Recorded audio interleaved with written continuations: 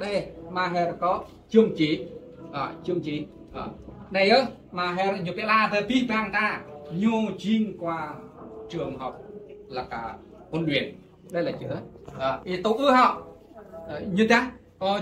nhô này tuy bằng năm chiếc xua họ nhô tuy hoặc là nhật nát họ đó là hay vì là đám cưới hay là cái việc bắt tem là chưa được nha. Nếu là chấp nhận của nó còn mục sư là tạm thời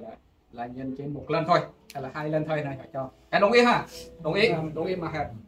thiết là thay cái đạo nha. Cái này ý chim phong tố họ ý kia nha ba bông năm rồi là đang mòn nào Việt Nam kia đấy đâm ra kia tôm răng cả Việt Nam đi ta họ đặc biệt hơn cái thao trên rồi trên ok mạng ngàn chỗ cũ đây đây là bí quyết này này trình lắc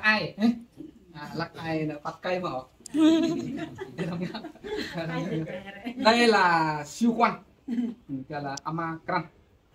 Đây là có bằng chứng chỉ đây có bằng kim mòn mà em bằng kim mà mới có không có mà nói có là có nói con là không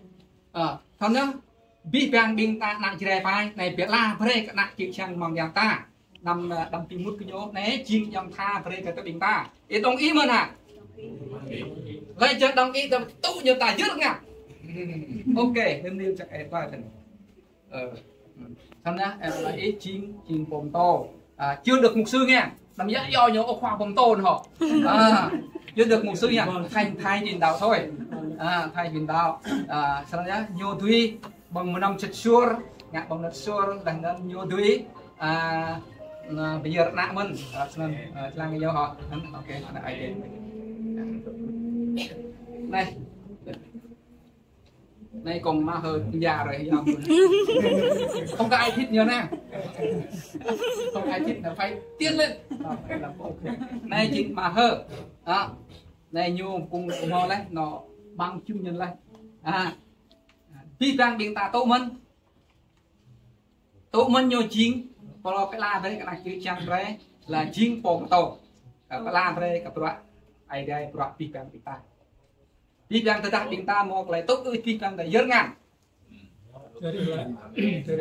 ok đi ai đây sang ít này chín phong tổ đó làm đấy ở có chín phong tổ cho nên là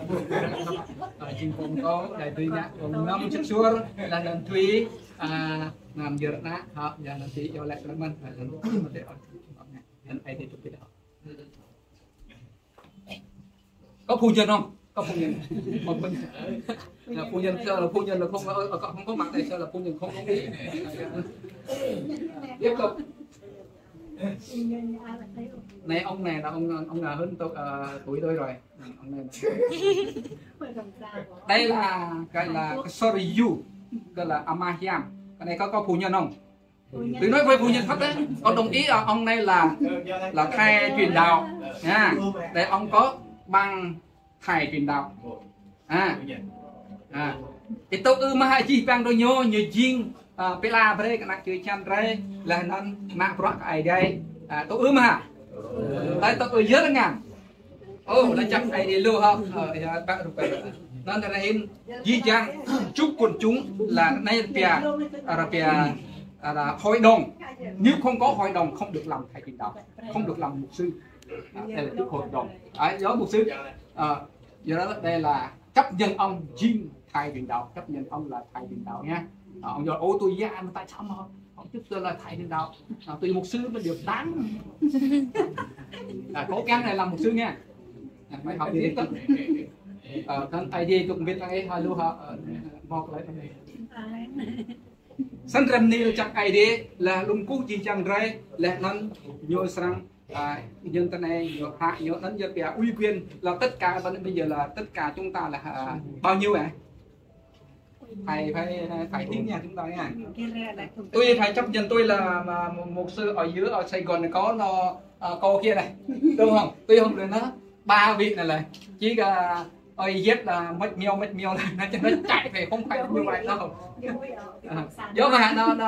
nó mít đấy biết đâu nó tuần đi chắc ai thế là nó chỗ tên này tên nạp này đây thuộc nạp này lại nó chụp rụp đây coi thuộc lâu hả lại lâu hả thuộc lâu đi đi chẳng phải phong này muôn cái nhau hay chọc cái nhau chọc là cái này hay trước mặt là phải hát cho họ mua nhỉ ý hay muôn nhá hay tôi nhá